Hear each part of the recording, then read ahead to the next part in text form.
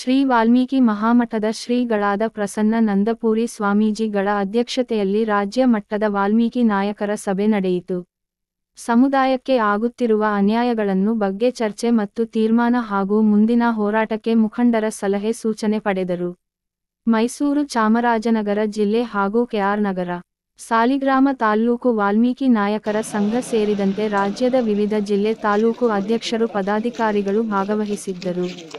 ಸಂದರ್ಭದಲ್ಲಿ ಸಾಲಿಗ್ರಾಮ ತಾಲೂಕು ವಾಲ್ಮೀಕಿ ಭವನಕ್ಕೆ ನಿವೇಶನ ಮಾಡುವುದರ ಬಗ್ಗೆ ಸಿಸಿ ಮಹದೇವ್, ಉಪಾಧ್ಯಕ್ಷ ವೆಂಕಟೇಶನಾಯಕ ಅಧ್ಯಕ್ಷತೆಯಲ್ಲಿ ಸ್ವಾಮೀಜಿಗಳೊಂದಿಗೆ ಚರ್ಚೆ ಮಾತುಕತೆ ನಡೆಸಿದರು.